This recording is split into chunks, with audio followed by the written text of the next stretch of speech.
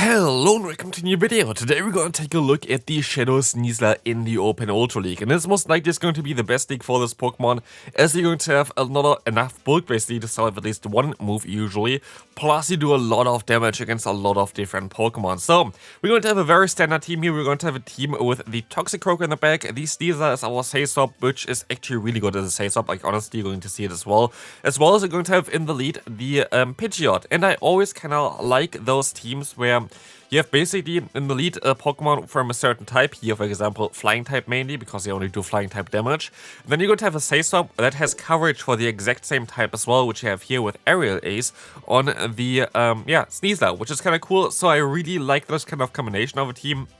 Of course, classic ABB style, but honestly it worked out super well, and we're going to see it here as well. This is actually a really tough matchup in the beginning, as they're going to encounter a Shadow Magnezone. I'm going to be able to use a shield against the incoming Wild Charge, which is nice. If they went for the Mirror Shot, it would be way worse for me, but they decided to go for the Wild Charge. Now we're going to even have a CMP tie coming up, allowing us to go for the Aerial Ace here first, because we're always going to win CMP, which is absolutely wild, and we see the Wild Charge coming through. Now we have our Pidgeot still, and I think they're going to try to swap out here to catch a move which does not work out, and we can go for the Brave Bird in order to knock out the opponent's Magnezone here. So good game there. Let's take a look at the next opponent. We're going to encounter Talonflame in the lead. This is going to be okay for us. We're going to be able to go up to 7 fast moves and then throw my charge move if I wanted to. But I'm actually going to overfarm, which will give me a little bit more flexibility later on, as they're going to go ahead and go for the Flame Charge first. I'm going to go for the bait, and this is going to work out pretty well for me, as I'm going to get the shield from the opponent. I can go for another Brave Bird here now afterwards now, which is going to get the next shield as well. So we are 2 shields down there for the opponent, as we can swap into our Sneasler. I still gonna use a shield because they went for the Brave Bird there as well, and we can now see the Golisopod coming in. I can go for the Aerial Ace on the CMP type, which is gonna do a decent amount of damage, putting them into the deep red health here, as they're gonna get to their own Aerial Ace to knock me out. But I can now go for the full farm down with my own Pidgeot, which is amazing. And I make a little bit of a mistake. Sure, went for 2 fast moves here instead of 1. Let's see if this is going to actually matter for the last matchup. It's going to be a Cobalion, so it's going to be fine, but could have got 1 extra energy there for sure, maybe even a little bit more, but that's going to be fine as the opponent decides to forfeit. Moving on, let's take a look at the next opponent. We're going to encounter a Swampert in the lead. This is exactly where you kind of want to encounter the Swampert, but I think my Pidgeot kind of has like some kind of breakpoint node or something. Like usually if I'm the Swampert and the opponent plays a Pidgeot, it's always like an awkward matchup for me. But here, because I don't have really a Hundo, I think like there's actually a pretty big difference if you have a Pidgeot that's a Hundo plus best buddied, at least it feels like it. So yeah, kind of want to build a new one as well eventually, but right now I'm kind of happy with mine. We're gonna see the swap out into the Dragonite, as they decide to just sacrifice this Pokemon completely, which is good for me because my backline does not really appreciate Dragonite as well. But I can try to go for the Feather Dance here in order to get the debuff onto the opponent, which works out super well. So now the opponent is debuffed. I got the shield from the opponent as well. I can let this move go through. Now it's time for my Toxicroak to shine, and let's see what we can do here. We're gonna see that the opponent gonna go for a charge move. I decide to use a shield onto the Earthquake, which is amazing for me, and they are gonna have to take this Mud Bomb now. And I feel like I'm in a really decent spot here, as oh no, never mind, they're not using a shield and they're having a Greninja in the back. So I'm going to decide to catch a move onto my Pseudo Fighter there. Basically it is a fighting type Pokemon, but does damage of course with Shadow Claw here, and the opponent can farm me down. So I'm forced to try to go also for the farm down. But can I survive a Hydro Cannon from a Greninja? I can, and I will be able to win this game. Let's take a look at the next opponent. We're going to have a Steelix in the lead. This is going to be a little bit awkward, as I decide to swap out immediately into my Sneasler, as the opponent thinks most likely that this is a Toxicroak, but they decide to swap out now into their Flying type, which is fine for me. They could have stayed in with the Steelix as well for a little bit, but I should be able to even reach 2 charge moves here with my Sneasler, which, as you're going to see here, is going to be huge, getting me the shield advantage most likely, as a close combat from Shadow Sneasler is just chunking so much of the opponent's health, making this a positive matchup for you, which is really wild. Unlike, for example, the Toxicroak would have had a little bit more of an issue, even though the fast move would not be resisted, but here, like, close combat just does so much damage. You're gonna see the opponent going for some charge moves as well. Maybe this was a mistake for me to go for the Feather Dance here. Let's see. The opponent's still going to get to another move, which is really bad for me, but I can still at least keep my Pidgeot around and swap out now into my Toxicroak. Toxicroak has to win this match, but they sadly have a Jellicent in the bag. Moving on, let's take a look at the next opponent. We're going to have now the Dragonite against us on the lead. Dragonite is going to be okay for our lead at least, but not so good for our backline. I decided to go ahead and go for the Brave Bird, which is a safe play. I either get the knockout or the shield advantage. Both of them I'm fine with, and I'm gonna get the shield advantage, forcing me to swap out into my Sneasler. But as you're going to see here as well, the Aerial Ace basically gonna get the knockout already. Like, it's going to be very close. They're still gonna get to a charge move, but I'm going to be able to just use a shield.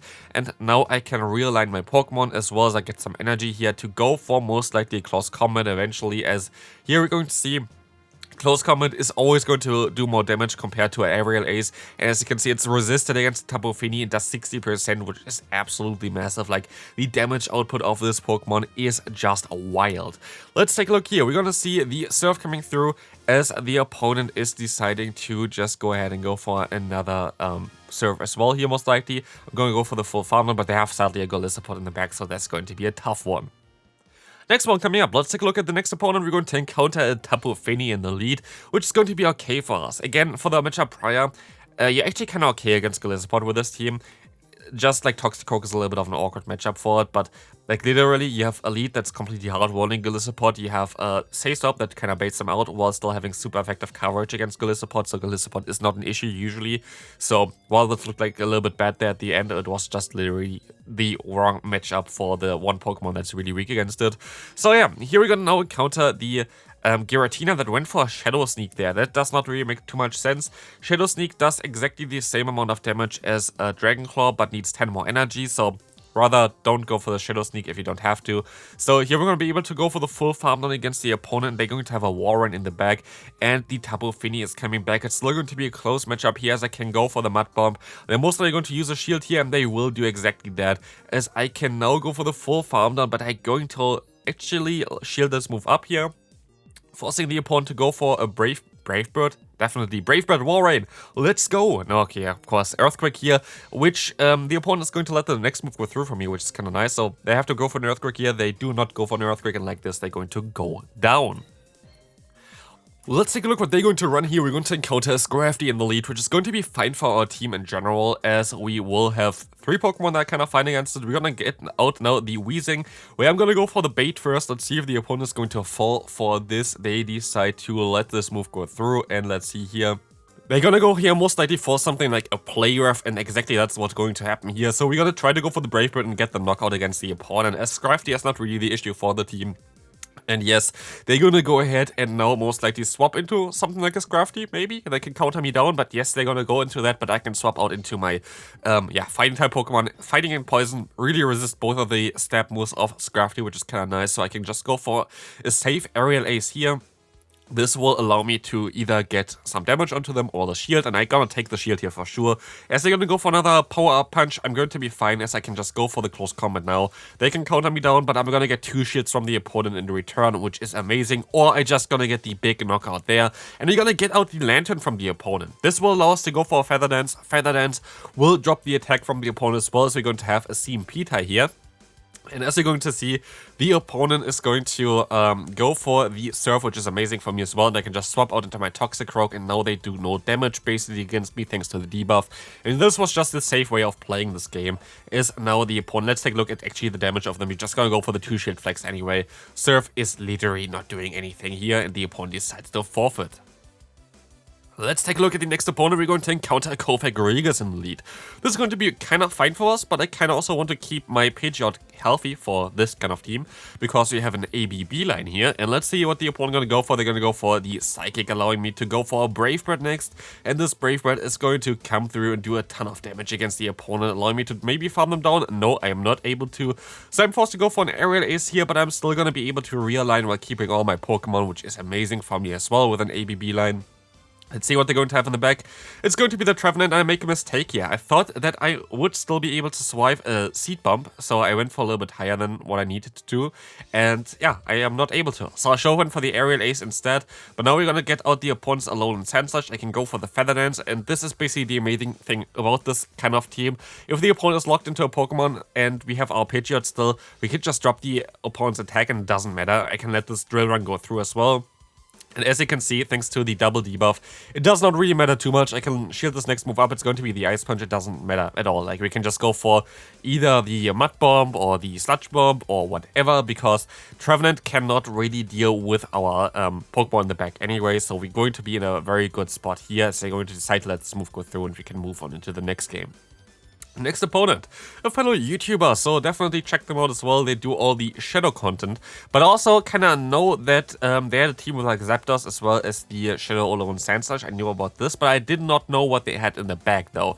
I remember seeing like that they used those two Pokemon, I think also a thumbnail or something. So I was kind of curious on what they had in the bag, but I was able again to win CMP against everything basically in this meta right now, which allows me to just use a shield here. This is going to be fine for us as we can now realign our Pokemon. We're gonna get the Sandslash against our Toxicroak in the back, and as you're going to see here, they're going to run in the back a Clefable in the back, which is going to be interesting as we can just go ahead and go for a big close combat, and this is gonna do so much damage against the opponent, allowing us to even go for an Aerial Ace afterwards, which is gonna get them to 1 HP, and yeah, I'm gonna go ahead and go into my Pidgeot to try to debuff them and try to basically get rid of some energy here as well, because this will allow me to then have a better matchup with my Toxicroak later on, and I kind of want to forfeit this game after I knock out the Sandslash, because I know they still have the 1 HP Clefable in the back, because I know they're, like, I know them basically, and also they are not legend yet,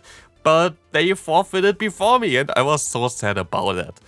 Okay, we can still move on to the next one, of course, yeah, like, it's kind of cheap wins or whatever. It's also something that a lot of people don't really like, but I kind of wanted to forfeit there, and I was like, no, please, why? But okay, we're gonna see here next up the Deoxys, which is a core breaker for this team. It's a little bit tricky to deal with.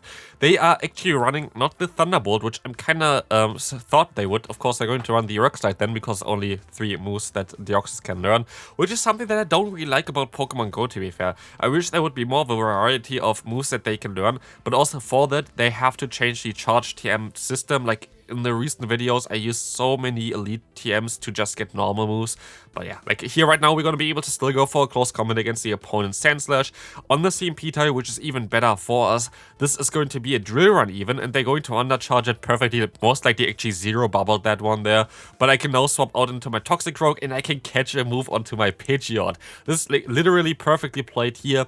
As the opponent is going to go for the Drill Run, I can just go ahead and go for the full Farm Run against them.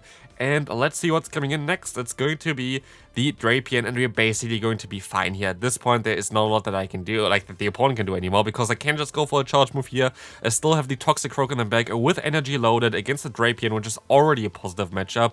And so this crunch is coming through, and we can still just go for a Mud Bomb against the opponent next up. So yeah, that's going to be the most likely a crunch. Oh no, it's actually a Knockout Tail, so it doesn't even two-shot me either, and the opponent decides to forfeit.